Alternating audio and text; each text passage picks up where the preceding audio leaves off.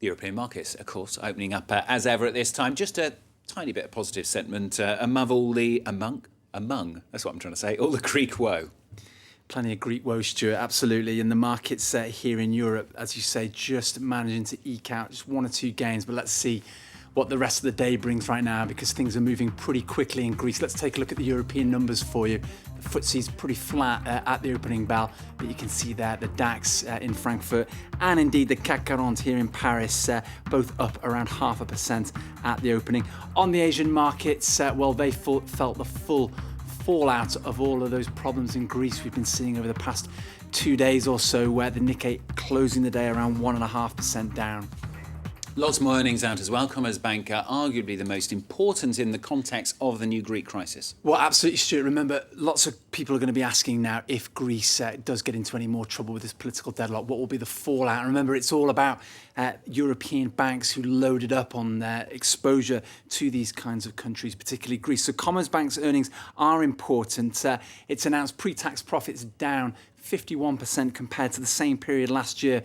Profits down to around 500 million euros. But just going through the numbers, there's some interesting points there we can see on the board. It's actually reduced its exposure to Greece to now just around 300,000 euros. When you consider that it had more than €1 billion invested in this country just a year ago, you can see how dramatically it's unwound that position to basically get out of that country. But on the other hand, exposure to Italy and Spain combined is around 28 billion euros. So still some concerns there about the kind of exposure it has to two countries which are causing almost as much concern as Greece right now. So those numbers from firms like Commerzbank, a bit of a stark reminder, really, of the reach of the Greek debt crisis. The political deadlock there driving fresh turmoil on world markets. And it's left them fearful that Greece is once again flirting with defaulting on its huge debts and possibly exiting the EU. Nicholas Rushworth has more. World and not least Greek stocks have taken a tumble since Sunday's election in the country that gave anti-austerity parties a boost, putting it one step closer to a euro exit. Radical left leader Alexis Tsipras, currently trying to set up a coalition government, is rattling investor nerves, saying he will tear up the EU-IMF deal to keep Greece in the euro and make sweeping changes to Greek finance. Investors are very afraid and are a little bit panicked after the declaration of Mr. Tsipras, who state that he wants to nationalize Greek banks. Tsipras also wants to reverse reforms to the labour market and introduce a moratorium on national debt repayments. That as Greece in June has to slash more than 11 billion euros to its budget. Its back is against the wall. The available cash is sufficient until the end of June. And remember that yesterday Greece raised some funds through bills, which is the easy way for Greece to access the domestic capital markets, because the main investor and buyers of treasury bills are Greek banks. With the euro crisis now in a new phase, EU leaders will meet on the 23rd of this month to discuss. Just to pick up on some of those details there, Stuart, concerning this party that's basically come to the fore, you can understand why investors are so rattled. When you look at the manifesto for this radical left party that's poised, well, certainly, if not to take power, then certainly to negotiate some kind of coalition government. It's the manifesto that really worries people. OK, there are certain things in there, such as taxing the richest in Greece. We've seen that sort of rhetoric from François Hollande here in France. But this party basically wants to reverse abolishing the minimum wage and reducing it by some 22%. So basically reinstating that minimum wage and raising it. Also reducing the kind of cutbacks we've seen on infrastructure spending. All these kinds of things that Greece cannot afford to do right now. This party is talking about putting into play. So plenty there for them to negotiate. But of course, the wider effects on this bailout have yet really to be calculated. And the unfortunate thinking now among many investors is it's not a case of if Greece should default, but when. Of course, one question that we should ask as well, does it really matter? I mean, Greece worth a tiny part of the Eurozone. We've seen this morning, as you were just saying, key banks are kind of getting rid of their bad assets as well. Yeah, like we were talking about Commerzbank unwinding its positions there, Société Générale, for example, another bank that's doing the same. it's a good question to ask because Greece really is only worth around 2% of total Eurozone GDP. And the argument goes, if Greece did exit the Euro and did indeed leave the EU, then it wouldn't really cause massive ripples in terms of the overall effect on Eurozone GDP.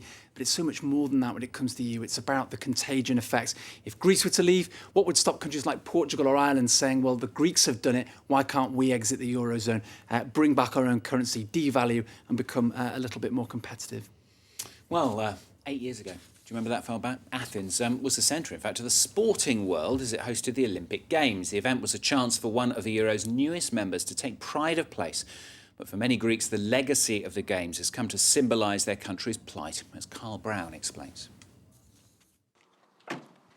Andreas Papadopoulos makes his way to a stadium that was once the source of pride for Greeks when it was unveiled for the Olympics of 2004. Now many of the Olympic sites are abandoned. Sadness is what I feel. For all the sporting arenas that you see here, billions of euros were spent. Money that came out of the Greek people's pockets. And now look, everything has been abandoned. How much it all costed is unknown. The figures were never released.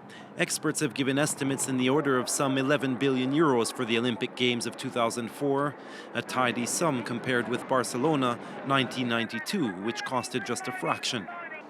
Taxpayers continue to pay for the maintenance of a number of sites, like this stadium for martial arts, which is no longer used for anything. It costs the Greek government roughly 2 million euros a year to pay for staff to maintain and keep watch over these phantom buildings. Do you want me to tell you the truth? Since I've been here, this hall has been used once. There were supposed to be concerts, conferences, but there's been nothing. And we're right beside Athens. Even now, 50 million euros are estimated to be spent every year for the sites built for the 2004 Games. OK, well, let's stay with the Eurozone crisis. We'll just pick up on a couple more of the day's business headlines for you now, starting in Spain, where the government is to order its banks to set aside an extra 35 billion euros to keep them afloat. Government sources quoted by Reuters say the extra provisions are designed to protect banks against the bad debts left from the collapse of the housing bubble. The government has already ordered banks to raise 54 billion euros as a capital buffer and is also preparing a bailout for Bankia, the bank most exposed to the property crisis. And Disney says it will cash in on the worldwide success of The Avengers with a series of sequels in the Marvel franchise. The movie has earned around $700 million worldwide, with more spin-offs based on individual Avengers characters already greenlit. Disney made the announcement while reporting a 21% rise in profits for the first quarter, offsetting $200 million losses from that big flop. That was John Carter, of course. That's the business for now. I can't get my teeth in. I'll do my best. Owen, thank you very much. More from him later on. Latest news with Claire after the break. She'll have her teeth in, I promise.